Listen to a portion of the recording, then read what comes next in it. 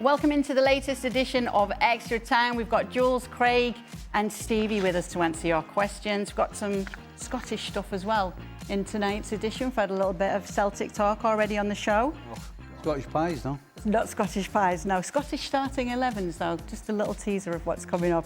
All right, first question, Craig. Shouldn't Arteta be sacked if he wins nothing this upcoming season?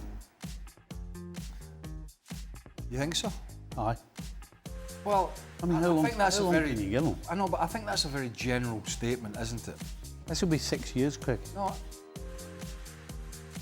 I think you always have to look at performance and progression. And you know, if, for example, if Arsenal lost the league in the last day by a point,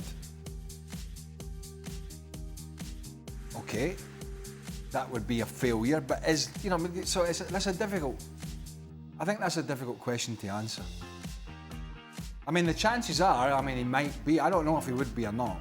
But it's how it all unfolds is my point. You know, I mean, he could be in a Champions League final and he could lose in the last day in the Premier League. Where do you sit with that? They kind of went with that a few years ago when they almost won with City, and it was like, right, we're ready. We're ready to do it. We're ready to take that step. No, I do. So you're kind of back to where you were 3 years ago. I do think as time goes on, it becomes a more difficult sell, and I think he'll know that the clock is ticking, and that's why they have to get it right this summer. But I don't know if the club would fire him or not. I just don't know. Jules, Arsenal superfan when you're not supporting PSG. What do you think to this question? Yeah, I agree. I agree with everything Craig just said. I think it depends a lot. You can't say now that in May, if he doesn't win anything, he will get sacked because of the way the season can happen. You can still play great. It can still happen that you lose the Champions League final on penalties. So what? You're going to get sacked because you lose the Champions League final on penalties, and not having won it. So it will depend a lot. He wants to win, and so he knows himself that if he doesn't win for himself already, it will be a disappointment. It will be a failure. It doesn't need us to tell him you risk to being sacked if you don't win anything next season. But Stevie is also right. It will be a long time without a major trophy. We don't count the FA Cup that they won during COVID or the Community Shield that they won after that. So yeah, of course, it will also be a long time. That's why it's a huge season. That's why they need to get their recruitment right this summer. And you can't get it wrong in who you sign or if the guy needs time to settle. No, everybody that will arrive will have to hit the ground running straight away. Arteta will need to be at the best of his ability tactically and in terms of coaching, man management and everything. And everybody will have to be on that same level if they want to win something. Craig, what in your opinion do you think is Chelsea's best front three? Oh. So who have they signed? Gittins, Delap. João Pedro's Pedro. gone through. They got Neto. Modric is out. Don't know what the hell's happened with him, but he won't be in it anyway. Nona Madweki. So I'm going to say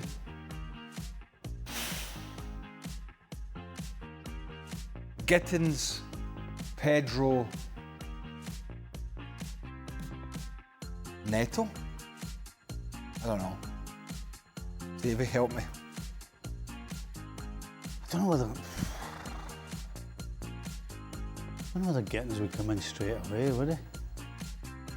But then let's be honest, nothing that's come down the left has been. So then it's Madweki, brilliant.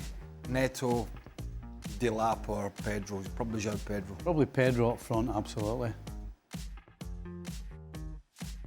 There's got to be Neto on the right. I don't know on the left though. I think it's up for grabs on the left. Have you got any thoughts on that, Jules? I liked what we saw the other day against Benfica in the two tens playing behind the lap, and the two tens were Palmer and Enzo. Forget about Enzo for now. I don't think anybody knows really his best position. So let's think you could have the lap as your lone striker and then Palmer and João Pedro behind. And I think I like Pedro as a second striker, as a number 10. I think he can join into the box and score goals. He can assist.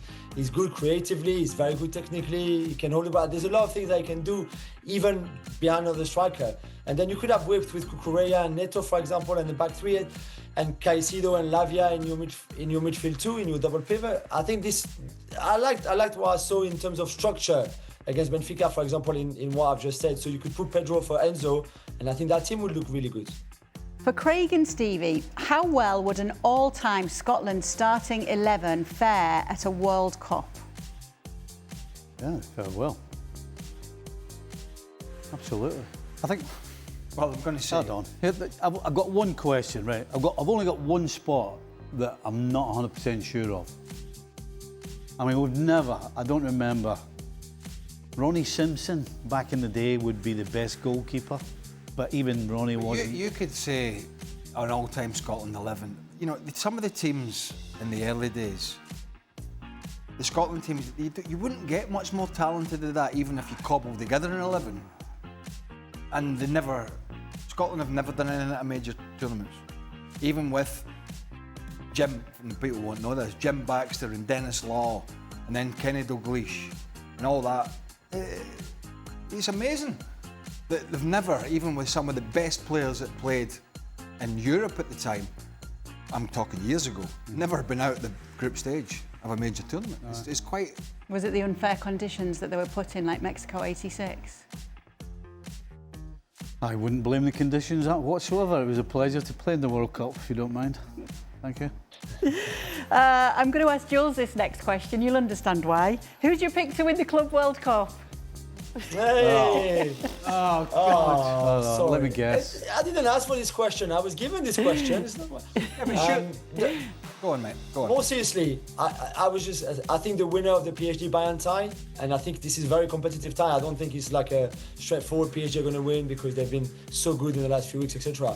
I think the winner of the PSG Bayern, who for me are still the best two teams left, is going to win the whole thing. There's obviously one side of the draw, the Chelsea side, with obviously Palmeiras, and then Al Ahly or Fluminense. That is a kind of easier side if you want. You would expect Chelsea to come out winner of that side and be in the final. And then on the other side, the PSG Bayern quarter and then the Dortmund Real Madrid quarter. I still think that whoever from PSG Bayern win their quarterfinals would beat Dortmund or Real Madrid and then face Chelsea in the final and win that. So obviously we'll go for PSG. I think it'll be a really tough game on Saturday against Bayern. But if PSG win that, they will win it all. If Bayern manage to beat PSG, which is also possible, I think they will go and win it all. For Stevie, today is National I Forgot Day. Which was the most... It's another day for me, then. Well, here we go. Which was the most embarrassing situation of forgetting? Losing your way in the woods with haggis? Wearing slippers instead of dress shoes to Boston? Or forgetting how to work a computer? Oh, getting lost with haggis. Well, can we relive that story? Have you any idea of the dilemma? Can we relive when he got lost? You know the biggest dilemma I I had? should get royalties. It was me that took that picture. The biggest dilemma I had was I thought, oh no, I'm going to have to phone Burley. That was my dilemma. My dilemma was, who else can I call? And I'm like, there's nobody. I'm going to have to call him. And he thought, and oh I know he's going to really enjoy taking the mick out of me. Well, first of all, the high-vis jacket done me in. Isn't it the fact that you answered the call? One of those calls that you're like, why did I answer this? Yeah, I've learned my lesson. Oh, actually, wait a minute, the other one. No, that's the first one. The first one he was lost, but he wasn't too far from the house, my house, not that far. He'd gone in one side of the woods, he hadn't turned back and he'd come out the other side, so that wasn't a particularly difficult one. The second one was, he was walking the dog again in a different state park, and he dropped his car keys in the middle of the woods, and he couldn't find them. So I had to go to his house, which he'd left open, by the way, and pick up all these keys, drive over, give him his keys, spare keys, so he could take the dog home. Why? And by the way, he didn't phone me this time. Well, but I do believe there was another episode a few months ago where he went out again and lost his keys, didn't you?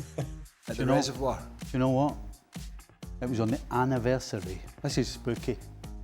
I actually dropped them again on the anniversary of the previous year. No. Honestly. I know this is not forgetting, but wasn't there a time when you had to go on the ice and you fell through the ice? Aye. I'm glad you're laughing. I nearly popped my clogs. Didn't you the just dog shout ran for on the woman ice. to help you? I had to get a woman to help me. I was in the middle of the ice, going like that, help, help. I went through the middle. I had to go to get the dog. The dog had gone on, so there was like, it was about 40 foot by 40 foot wide, right? They're called the Pits in Nottingham. You know the Pits, yeah? No? Anyway, and so I took the dog a walk, and the dog wasn't on the lead, and he chased a bird onto the ice and fell through right in the middle of it. So I was like, well, there's no way I'm getting in there. And then I thought, if anyone says to me, what did you do? And I didn't do anything, he'd kill me. So I thought, right, I'll test it. So I started on the edge, and it was all right. So I thought, oh, this is going to be all right. Were you a little, how can I put it? Were you a little trimmer in those days? I even been a little trimmer in those, but I had a big jacket on, I had another high vis on, shoes and everything. And eventually I'm like, this is all right. And I got about 25 yards in, and then I went through. And so when I went through, automatically I thought, I'll just lean on the end and pull myself up. But then you can't because of the weight of the water on all your clothes. So in the meantime, I've got 2 other dogs who went in, but one of them decided to come in beside me. So I've got one in the middle, and I've got one jumping in beside me while I'm trying to take all my gear off in order to try and climb out. And I couldn't do it. I couldn't get out. But none of the dogs were right though, yeah? No, the dogs. You're not going to tell me now the a dog's got right. out. No, the dogs got. I had to keep Because throwing Stevie the other saved one his out. life. Well, I had to keep Saved throwing the the other dog's one life. out. And then Lucy, because then I was like, sod this. So I just started breaking the ice. And then eventually was like, I saw a girl. And I started shouting, and she came over and was throwing the lead in and doing all kinds and trying to break the ice. And eventually I got out, and the dogs all got out. I was like, I think you need accompanying on any Oh, walk that you seriously. go on. Mental. That's the moral of the story. Mental. And by the way, somebody sent me my car keys and my wallet about 10 years later to the US. Because everybody in the village knew about it. And so somebody was fishing and got my jacket.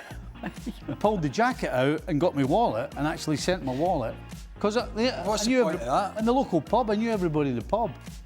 yeah, but there's never any money in your wallet. What's the point of that? So I Did actually they not got send the a high keys. vis jacket back? You're the only No. person I know. We I keep- walk the dogs every day, right? And I never ever see anybody with a high-vis jacket on. He's the only Well, one I again- ever see with a high-vis jacket. Again, the time I was walking in the woods, the reason I had the high vis on is because it was hunting season. I think it's best that he does wear the high vis because he might get lost one day and it'll turn into night. And To be fair, you do look a little bit like a bear. it looks like Haggis is even in a mood with you here, though. Yeah. All right, Even he's fed up. new number 10s. It was found. Aye. Start, bench or drop off this season's form. Cole Palmer, Jamal Musiala and Lamine Yamal. Start, bench, or drop. I mean, this season, last season. On the season that's just gone spawn. The season's all just right. gone. It's pretty simple. Yeah. I think Cole Palmer gets dropped because he had a struggle as the season went on. Musiala had some injury problems, but he's a special player, and nobody's beaten Lamine Yamal to start. Nobody. Maybe some would argue for Rafinha, but that's pretty. Can't argue with that, lad. No? Pretty Jules, easy. do you agree with that? Same, Yep. yeah. All right. What do the guys watch on TV besides sports? Let me start with you, Jules. What do outside of sport or just football? Outside of sport. Outside of sports, So I can't say completely. What do I watch? Yeah, I like a few series. There's a really good series right now on French television about Corsica and the mafia there and stuff like that, which is really, really good. So, yeah, I would say series. Loads of series. US series, French series, UK series. I love series. You've been watching something recently? Yeah, well, I watched The Jackal. You seen The Jackal? The Jackal. No. No, don't watch any of that. What's the one you're watching? The drive-ins, dives, and it's very easy. Food Network. yeah. Diners, drive-ins, and dives. It's all right. It's just easy at night. I end up watching that because I'm lazy. I've got a good dramas. I think Mobland's one that's going to get butchered at some point. Yellowstone was good. Anything like that. Yeah. Anything like that? What Jules is watching is he's talking about something like that. I would watch something like that. You just watch all culture vultures, two of them. Well, what are you What do you watching? I watch? just watch YouTube. ESPN FC every night. I watch everything. People building houses in the forest. ESPN FC. How to get out of the ice if you fall How to get through out of it. the ice if you fall through it. Right, but you're sat How at to home. avoid getting an arrow in the middle of the hunting season. You're talking about you're watching this on your TV at home on YouTube or your phone. TV. Yeah, I've lost the ability to actually sit and watch something for like 45 minutes to an hour and then wait for the next episode or anything like that. I can't be bothered with that anymore. You don't need to wait for the next episode these days. You can just watch. Wait for the series to Binge them finish and then all. just binge it. Yeah, I can't be bothered. I think Mr. White was the last one. What was that with the drugs? Breaking Bad. Breaking Bad. I think that was White. the last one. Mr. White. That was the last one.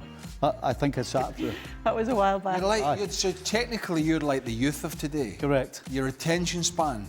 Correct. You're right. Yeah, I'm like you. Everything's like a 5 or 10 minute. Yeah, like a 6-year-old. Yeah. Yeah. You're talking about a man years ago when I came in one day, he was sat on his phone or on his computer, but it was on YouTube on his computer. And I've said this before, he was watching cruise liners Oh, me and Mariner. crashing when they were trying to pull. Me and Mariner used to sit there like that. Docking at watch them ports. all smashing into the port. Great. I loved it. You do like watching singing contests. You always like watching the good Aye. singers. Aye, that's don't mind another that. thing. Also on YouTube, though. All right, thank you so much for sending in your questions today. We'll be back tomorrow. So will Stuart Robson in the flesh here on ESPN FC. You thought you weren't angry? You thought I was angry today? Robo. You waited tomorrow. Robo.